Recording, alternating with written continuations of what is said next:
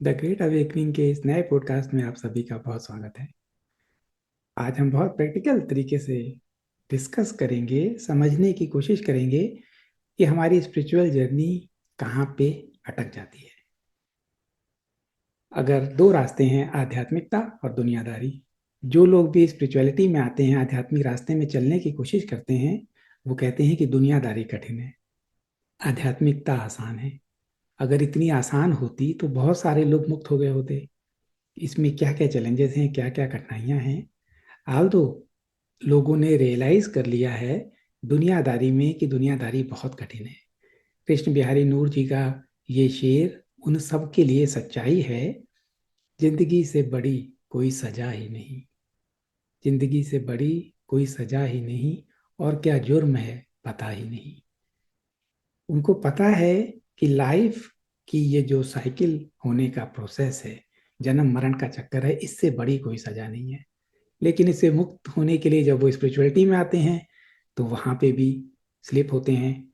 तो आज हम स्लिप होने के एक दो कारणों को डिस्कस करने की कोशिश करेंगे, and we will continue with this journey आने वाले समय में आपके प्रश्नों के हिसाब से। आप एक कॉन्शियसनेस हो, एक कॉन्शियसनेस एक हिस्से को देख सकती है, उसके बियॉन्ड के हिस्से को देखना है। उसको देखने के लिए जो कोई भी आपको बताने की कोशिश करेगा कि इसके बियॉन्ड की संभावना है, और आपकी कॉन्शियसनेस उन संभावनाओं को समझने में रिजेक्ट करेगी, then there will be a conflict. इसीलिए इस धरती पे चेतना के लेवल पे अनेक संघर्ष हैं। हर एक अपने आप को श्रेष्ठ मानता है। इससे पहले मेरा एपिसोड यथा दृष्टि तथा सृष्टि, बहुत बेसिक, वहां पर भी इसकी सच्चाई और इसकी इंपॉर्टेंस को बताने की कोशिश की थी। एक बार फिर आप देखो, भारत में गंगा नदी निकल के हिमालय से काफी लंबा ट्रेवल करके कानपुर के बाद, जहाँ पे टेनरीज हैं, और वहां से वो पोल्यूटेड होके जब वाराणसी पहुंचती है, और वाराणसी में इतने बड़े बड़े शमशान घाट हैं जो 24 आवर्स, जहाँ पे कहते हैं चिता ठंडी नहीं होती, कभी कभी लोग अफोर्ड नहीं कर पाते, तो कम लकड़ियों में चिता की जो बॉडी, अगर कोई बूढ़ा शरीर है जिसमें मांस की कमी है, खाली हड्डियां हैं, उनको थोड़ी ज़्यादा लकड़ियों की जरूरत पड़ती है, लेकिन अफोर्ड नहीं कर पाते। तो वो सारी राख हड्डियों समेत उसी गंगा जी में बहा दी जाती है। पूरे हमारे शहर का ड्रेनेज सिस्टम जो है वो भी वहीं पे आता है, और टेनरीज से निकलती हुई गंगा नदी वहां पे निकलती है। कुछ लोगों के लिए ये प्रदूषित पानी है, पीने लायक तो छोड़ो, इसमें नहाएंगे तो डिसीज हो जाएगी। एक दृष्टि, उनकी सृष्टि। कुछ लोगों के लिए ये पवित्र गंगा माँ है। मानो तो मैं गंगा माँ हूं, न मानो तो बहता पानी। इसी पानी का क्रिस्टल जो बनता है, वो मोस्ट ब्यूटीफुल क्रिस्टल में से एक बनता है इसी पोल्यूटेड पानी का, क्योंकि इतने सारे लोगों की आस्थाएं इस पानी के साथ जुड़ी हुई हैं। ये कन्फ्लिक्ट कॉन्शियसनेस का आपको आपके गुरु के पास, या जो पर्सन आपको सिखा सकता है, उससे दूर कर देगा, क्योंकि आपके अंदर का विद्रोह वहां पे आपको टिकने नहीं देगा, अगर आप सीरियस सीकर नहीं है तो। और अगर आप सीरियस सीकर हैं तो आप इसको एक अपॉर्चुनिटी के रूप में लेंगे कि मेरे अंदर बदलाव हो रहा है। अगर ऑपरेशन की जरूरत है, एक कम समय के अंदर सारी चीजें सरफेस पे आके रिलीज हो रही हैं, और आप एक ऐसी जगह हैं जहां पे ये रिलीज हो सकती हैं, लेकिन उस दर्द को अगर आप नहीं सह पा रहे, आपकी कैपेसिटी से रेजोनेंस नहीं है वहां की टीचिंग का, देन आप वहां से भाग जाओगे। और ये बहुत सारे केसेस में होता है। मैं दो तीन एग्जाम्पल से बताता हूँ। बिहार स्कूल ऑफ योगा के परमहंस सत्यानंद सरस्वती जी, जो बाद में एनलाइटेंड बीइंग हुए, जिन्होंने योग निद्रा डेवलप की, और योग के क्षेत्र में उन्होंने इतना काम किया, वो अपने गुरु शिवानंद जी के पास 5 साल रहने के बाद आश्रम छोड़ के, उनसे कह के कि आपके साथ मैं सीख नहीं पाया, आप सिखाना ही नहीं चाहते, आपको तो सिर्फ नौकर चाहिए जो काम करें, और इसलिए मैं छोड़ के जा रहा हूँ। उन्होंने कहा ठीक है। और खैर वो बाद में वापस आए और बाद में परमहंस सरस्वती सन्यासी इतने महान योगी बने। एक स्टेज में आके वहां पे भी उनका कन्फ्लिक्ट, कैपेसिटी का कन्फ्लिक्ट, धैर्य का टेस्ट, या आप अदर शब्दों में कह सकते हो कि व्हाट नेक्स्ट, इसके बाद क्या होगा। यहाँ तो जितना मैंने सीखना था सीख लिया, 5 साल हो गए, अब किसी और जगह जाके इससे आगे बढ़ते हैं। ये स्पिरिचुअलिटी में बहुत बड़ी बाधा है। हर एक इस फेज से गुजरता है। और मोर ओवर, जो पेशेंस है, पेशेंस आलस से नहीं है, पेशेंस तमस नहीं है, पेशेंस एक डिवाइन वर्च्यू है। एक समय, एक बीज को वृक्ष बनने के लिए एक प्रोसेस है, उस प्रोसेस में वो प्रिपेयर हो रहा है। अगर कोई भी छोटे से पौधे को खींच के बड़ा करने की कोशिश करेगा तो वो हमेशा के लिए डिस्ट्रॉय हो जाएगा।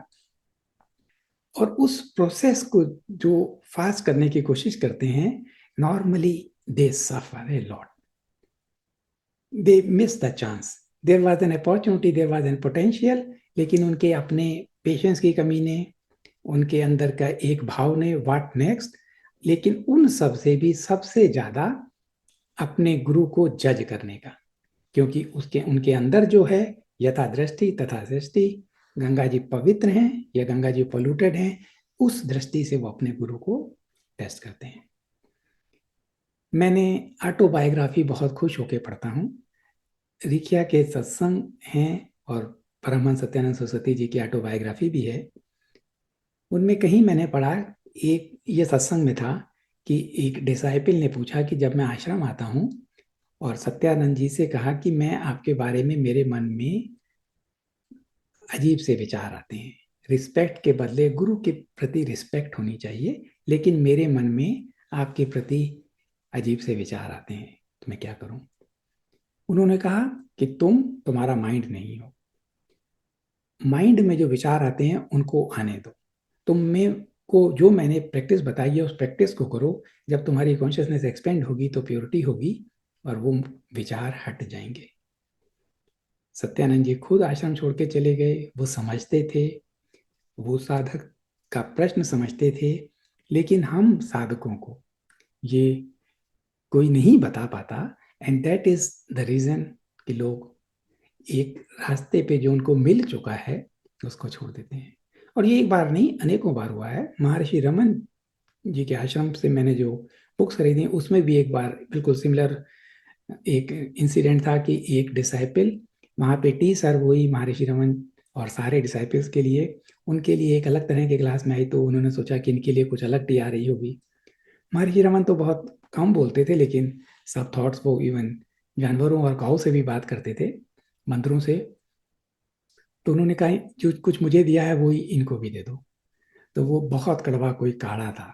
देन ही रियलाइज्ड, ये विचार आप किसी को कैसे चेक कर पाओगे जब आपका चश्मा इतना बड़ा है और वो इतना बड़ा है, वो कैसे उसमें समाएगा।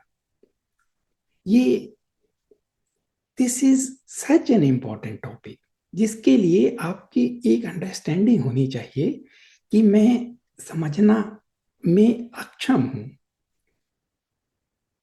मैं एक और बताता हूँ, ये भी मैंने एक बहुत ब्यूटीफुल किसी ऑटोबायोग्राफी में पढ़ा था।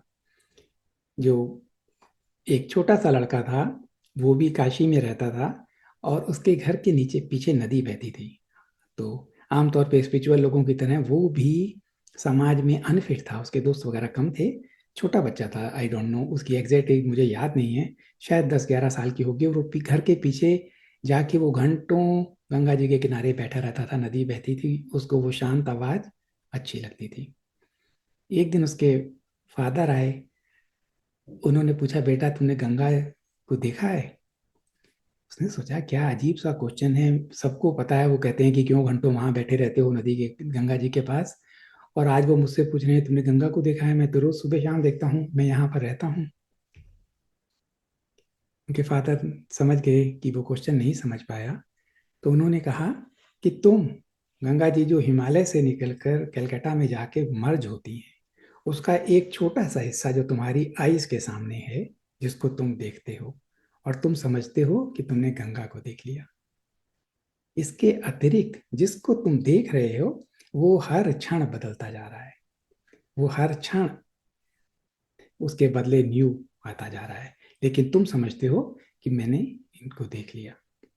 बिल्कुल ऐसा ही है जहां पे आप सीखने जाते हो, आपके माइंड ने इमीडिएटली जजमेंट शुरू कर दिया, अपने आपके माइंड का प्रोजेक्शन उस पर्सन के प्रति, क्योंकि ये यथा दृष्टि तथा सृष्टि, जगत आपका दर्पण है।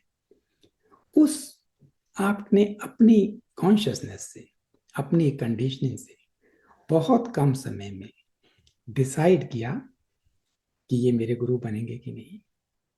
मैं अक्सर लोगों से पूछता हूं कि अगर रामकृष्ण परमहंस आपके सामने आ जाएं तो क्या आप उनको गुरु के रूप में स्वीकार कर पाएंगे? या हमारे समय के निसर्गदत्त महाराज जी, अगर वो आपको बीड़ी पीते हुए दिख जाएं तो क्या आप उनको गुरु के रूप में स्वीकार कर पाएंगे? आपकी कंडीशनिंग, आपका प्रोजेक्शन आपके लिए बाधा बनेगा।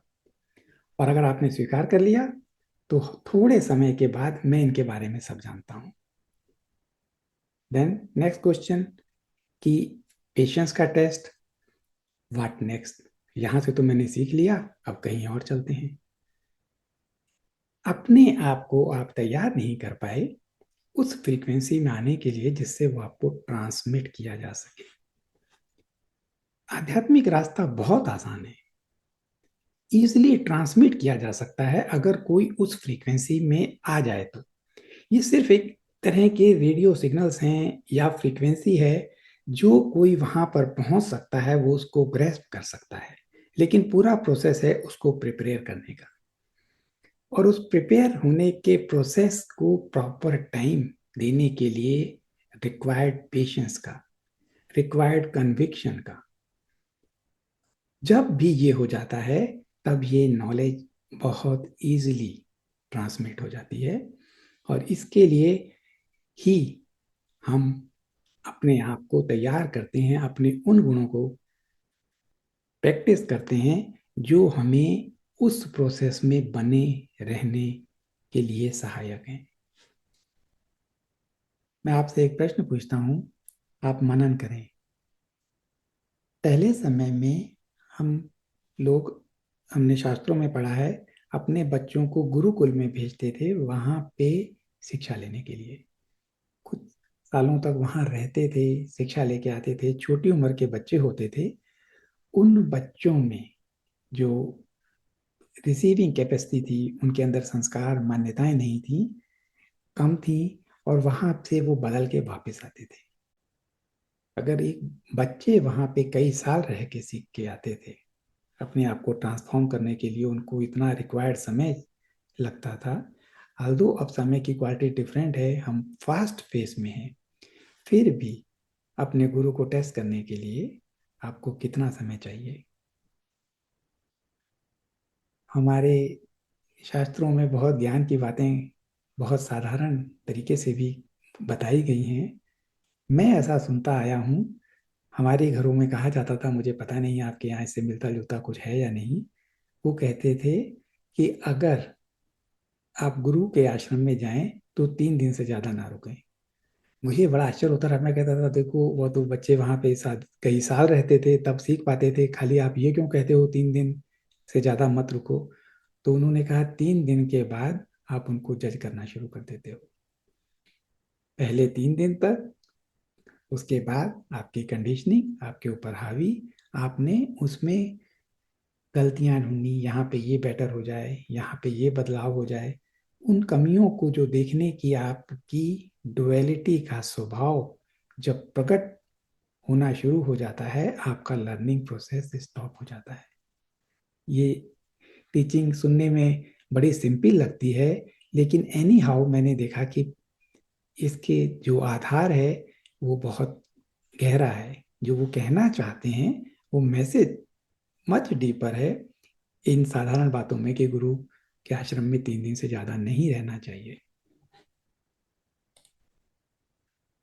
अक्सर लोग कहते हैं कि हम गुरु को ढूंढ रहे हैं, हमें गुरु नहीं मिले। वास्तविकता इससे उल्टी है। आप गुरु को कैसे ढूंढ पाओगे जब आपके माइंड का एक प्रोजेक्शन इस रियलिटी को देख ही सकता है, इसी सिर्फ इस रियलिटी को ही वो देख के उसको सच और खराब मान के उतने ही बड़े प्रोजेक्शंस के गुरु को ढूंढ पाएगा। वास्तविकता में गुरु शिष्य को ढूंढता रहता है। ब्यूटीफुल कहानियां हैं। रामकृष्ण परमहंस जी जब विवेकानंद जी से मिले और बाद में जब विवेकानंद जी नहीं आते थे किसी दिन, तो वो रोते थे, क्योंकि उनको it is the burden of truth. Knowledge आधी है अगर आगे ना दी जा सके तो। अगर किसी ने एक ज्ञान प्राप्त कर लिया अल्केमी का कि ये आत्मा इस तरह मुक्त हो सकती है, या ये मेटल को इस तरह सोने में कन्वर्ट किया जा सकता है, अगर वो ज्ञान आगे ना दिया जा सके तो उसकी वैल्यू आधी है। उसको पता तो लग गया, लेकिन आगे ट्रांसमिट नहीं किया जा सका तो ज्ञान फिर नष्ट हो जाएगा। गुरु के पास मुक्त होता है, लेकिन एक कहते हैं, स्वामी राम जी ने अपनी ऑटोबायोग्राफी में कहा कि गुरु के पास एक बर्डन होता है, that is called burden of truth. उसने सत्य जान लिया, लेकिन सत्य को वो आगे देने का बर्डन है, और उसके लिए रिक्वायर्ड डिसाइपल है, और रिक्वायर्ड डिसाइपल नहीं मिलता। तिरुपा निरूपा जी की भी ऐसी ही कहानी है कि वो ओल्ड एज तक आ गए, उन्हें अपना गुरु, अपना शिष्य नहीं मिला, तो वो दुखी रहते थे। और जब उनको अपना शिष्य मिला तो उन्होंने अपनी उसकी प्रेज में ब्यूटीफुल कविता लिखी, lead of song of Mahamudra. उसकी पूरी टीचिंग का सारांश सिर्फ इन्हीं शब्दों में है कि नदी छोटी सी डिफरेंट धाराओं में पहाड़ों से निकलती है, रास्ते में डिफरेंट मोड़ आते हैं, कभी अटकती है, कभी तेज चलती है, कभी ऊपर से नीचे गिरती है, कभी अपने साथ गंदगी बहाती है, और फाइनली वो समुद्र में मर्ज हो जाती है। ये जर्नी, उन्होंने अपने शिष्य से कहा कि इस जर्नी में तुम अच्छे और बुरे की डुअलिटी में मत फंसना। सिर्फ एक टीचिंग, महाभारत की टीचिंग में भी सम में रहना, ये डुअलिटी का आधार है। अगर जो भी डुअलिटी के आधार को, इस थर्ड डायमेंशन की मैट्रिक्स में आधार है डुअलिटी, जिसने भी इस आधार को हिला दिया उसके लिए ये मैट्रिक्स टूट जाएगी। लेकिन वो ही आधार वो अपने गुरु में देखते हैं, और थोड़े से समय के अंदर गुरु को टेस्ट करते हैं।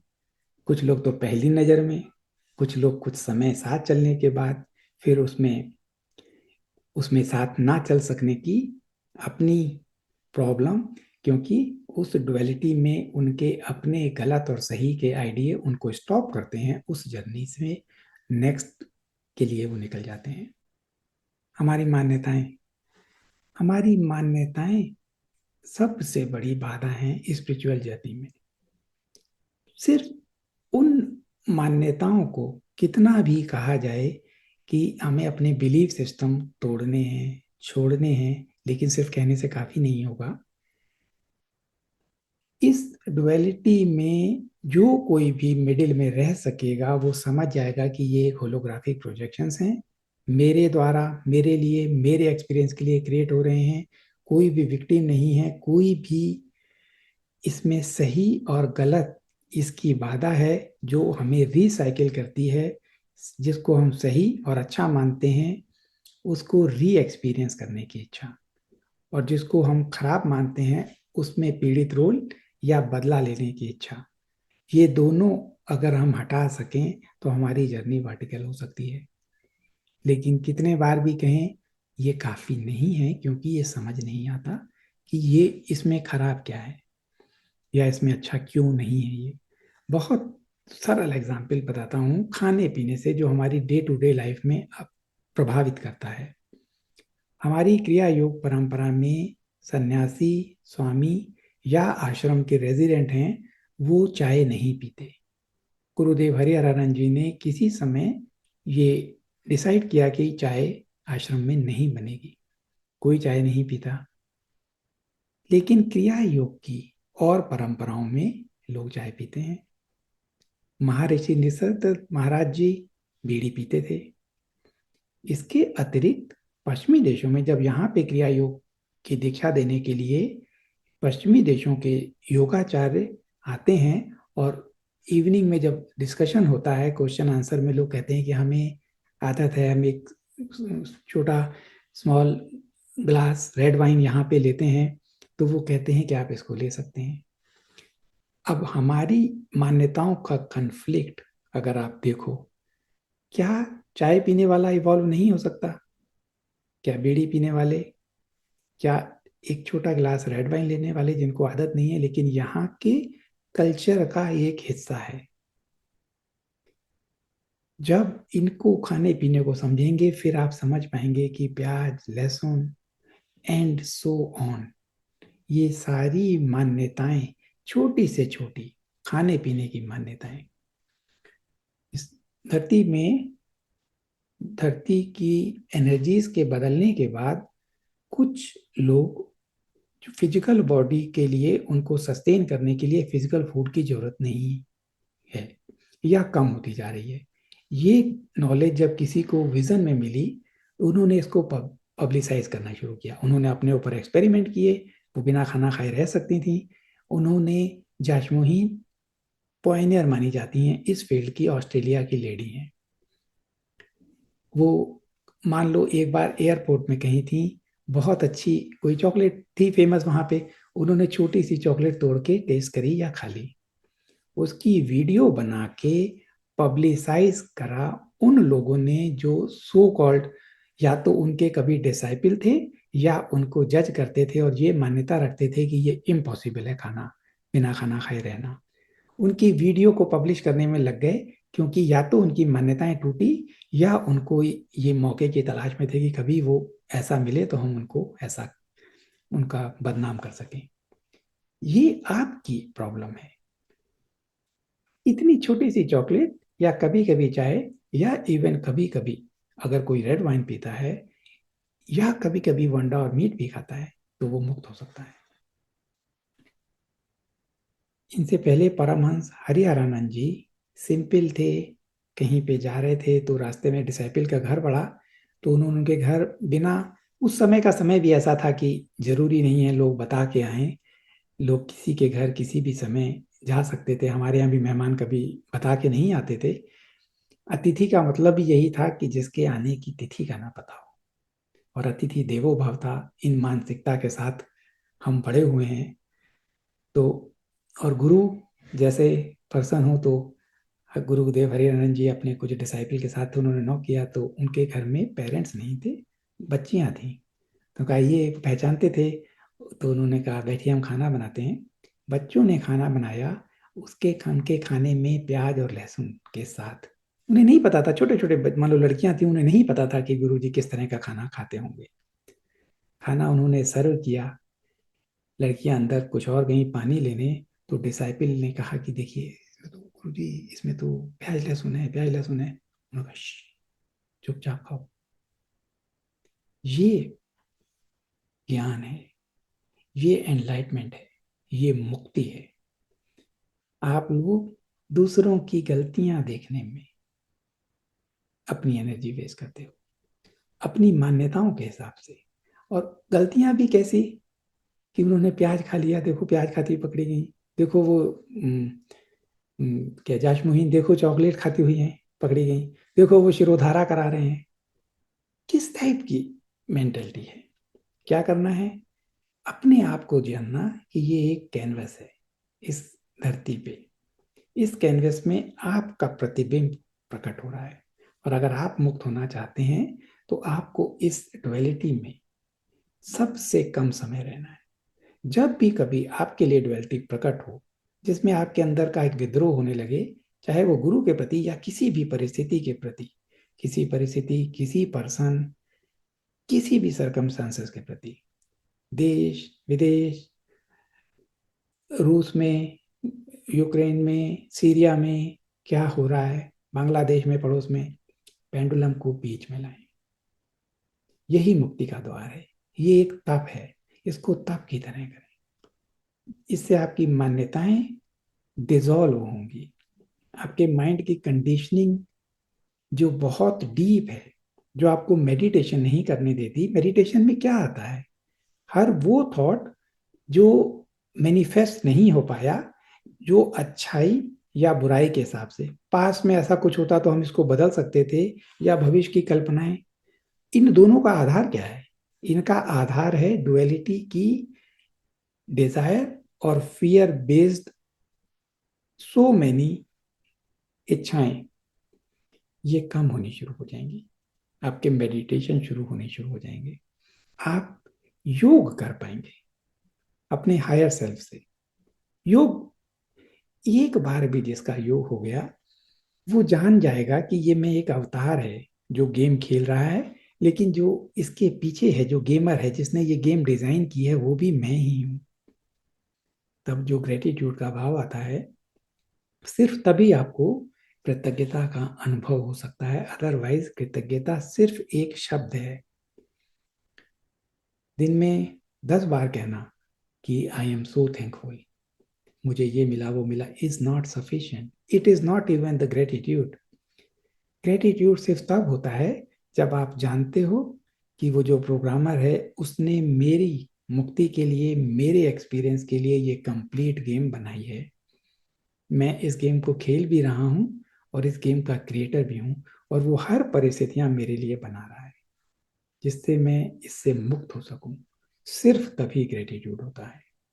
अदरवाइज ग्रेटिट्यूड एक खोखला शब्द है। और ग्रेटिट्यूड जिन जिनको महसूस होता है, वो अपनी जर्नी के आखिरी फेज में आ चुके हैं। उनके लिए ये आखिरी, उनकी इस ब्यूटीफुल जर्नी का, इस कैपिटल का, इस उनके नॉवेल का, उपन्यास का वो आखिरी कैपिटल ब्यूटीफुली लिखकर इसको एंड करके, इसके कैपिटल के बाद के नेक्स्ट, इसके सेकंड पार्ट के लिए एलिजिबल हैं।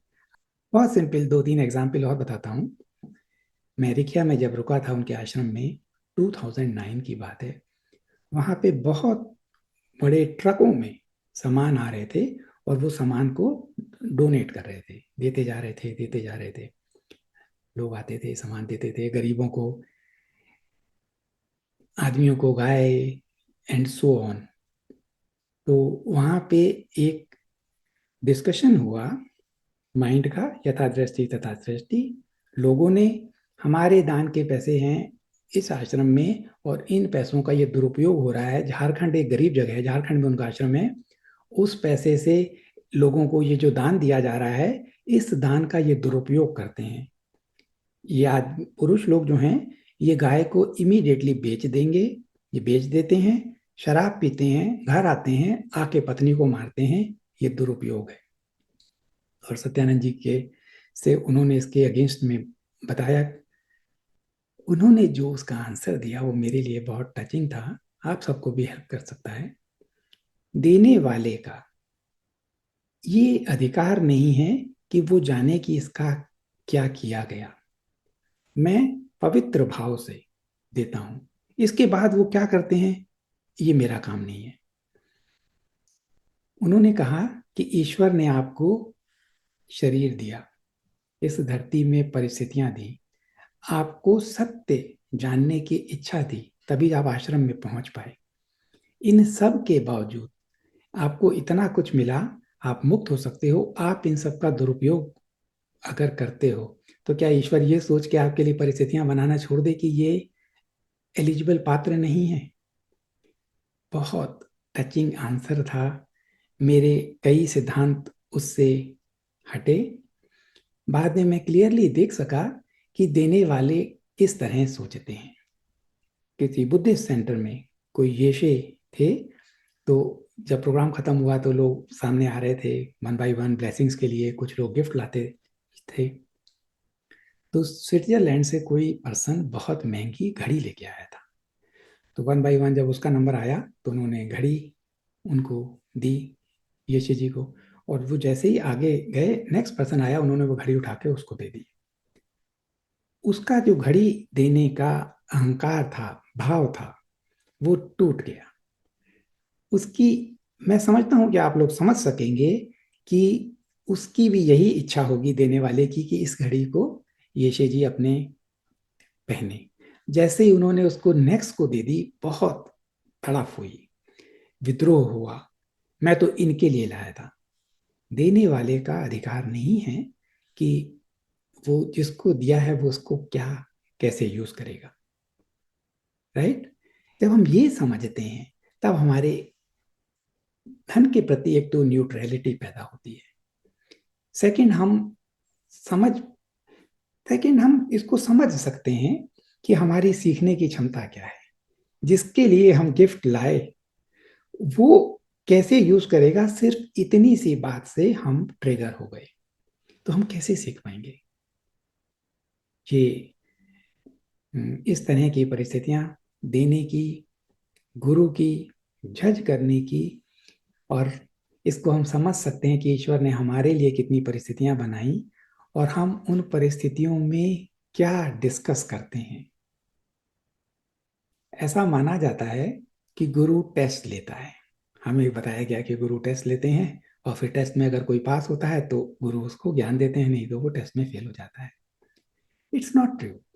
गुरु के सामने बेसिकली सभी लोग एक ट्रांसपेरेंट हैं, लेकिन वो जज नहीं करते, और जब भी फ्रीक्वेंसी मैच होती है तो वो अपने आप ट्रांसफर होने लगती है, उसकी एलिजिबिलिटी अपने आप प्रकट होने लगती है।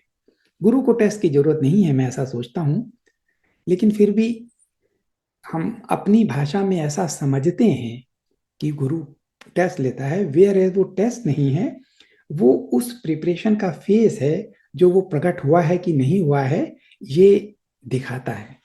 फिर भी एक बहुत ब्यूटीफुल कहानी है। एक आश्रम में गुरु जी थे, उनके 4 डिसाइपल थे, सारे एलिजिबल माने जाते थे और सारों में कंपटीशन था कि कौन इनका सक्सेसर होगा। गुरु जी की जब एज थोड़ी ज़्यादा हुई तो उन्होंने चारों सक्सेसर को बुलाया और उन्होंने कहा कि एक टेस्ट है और इस टेस्ट से डिसाइड होगा कि मेरा सक्सेसर कौन होगा। उन्होंने चारों को एक एक कबूतर दे दिया। उनका बहुत सरल सा टेस्ट है, इस कबूतर को कब मारना है, इस कबूतर को काटना है, लेकिन ऐसी जगह जहां पे इसको कोई देख ना सके। सारे लोग चले गए। फर्स्ट पर्सन एक अंधेरे कमरे में गया, देखा, दरवाजा बंद किया, कोई भी नहीं है। टक, उसने कहा किसी ने भी नहीं देखा। गुरुजी ने कहा था बात हो गई, काम खत्म। सेकंड पर्सन जंगल में गया, ढूंढता रहा, एकांत उसने ढूंढा, रात ढूंढी, काटने लगा तो उसके मन में आया कि मैं तो देख रहा हूं, क्योंकि किसी ने भी नहीं देखना, उसने अपनी आंखों में पट्टी बांधी और काम कर दिया। थर्ड पर्सन सेम स्ट्रगल, उसके अंदर भी अंधेरी जगह ढूंढी जहां कोई नहीं था, अपनी आंखों में पट्टी बांध ली, लेकिन फिर उसने कहा कबूतर तो देख रहा है, किसी ने भी नहीं देखना, उसने कबूतर की आंख में भी पट्टी बांध दी। उसके बाद उसने काम खत्म कर दिया। तीनों वापस आ गए, सबसे पहले वाला सबसे जल्दी, सेकंड एंड थर्ड। फोर्थ आया ही नहीं, आया ही नहीं, 1 महीना हो गया, बहुत लेट आया। कबूतर लेके आया, उसने कहा गुरुजी ऐसी कोई जगह नहीं मिली जहां पे ईश्वर नहीं था, वो हर जगह था, वो हर समय देख रहा था, वो सर्वव्यापक है। मैं नहीं कर पाया, माफी चाहता हूं, मैं वर्दी नहीं हूं आपका सक्सेसर बनने का। दिस इज मिसिंग, साधक के अंदर मिसिंग है। गुरु को जरूरत नहीं है टेस्ट करने की। ये अगर हमारे अंदर विकसित होता है, हमारी जर्नी बहुत फास्ट चलती है। हमें गहराइयों में जानना कि जो ग्रेटेस्ट गुरु है वो हमारा इनर सेल्फ है, वही गाइड करता है, वही आपको आपके गोल तक पहुंचा सकता है। और अपनी इस जर्नी के एंड में जिससे आप मिलोगे वो आप ही होगे। कौन आपको आउटर गुरु के पास ले जाता है, इनर गुरु की गाइडेंस, सारी परिस्थितियां वो आपके लिए बनाता है। और जब हमारा ट्रस्ट एक बार उसमें विकसित होना शुरू हो जाता है, तब हमें किसी आउटर गुरु की जरूरत नहीं है, हमारी जर्नी कंटिन्यू करती है फास्टेस्ट तरीके से। हम सब इस कालखंड के हिस्से में हैं जिसमें ब्रह्मांड का कंप्लीट सपोर्ट है। गुरु की एनर्जी सूर्य के रूप में हमारे अंदर आके हमारे अंदर जो कुछ भी डिसफंक्शनल है उसको हटा रही है, ऑटोमेटिकली प्रकट कर रही है। हम अगर इस परिस्थितियों का इस समय यूज कर सकें, हमारे अंदर जो डिविनिटी का ब्लूप्रिंट है वो अनफोल्ड हो सकता है। उसका पोटेंशियल, उसकी पावर, कॉन्शियसनेस को रियलिटी को क्रिएट करने की क्षमताओं के प्रति जाग के अल्केमी, और इससे ह्यूमैनिटी के लिए एक वरदान जो हम कर रहे हैं, कर सकते हैं। सिर्फ आज के जो सत्संग है, इससे उन बातों को समझ के थोड़ा सा अपने ऊपर अगर काम कर सके तो। Wish you all the best. Thank you very much.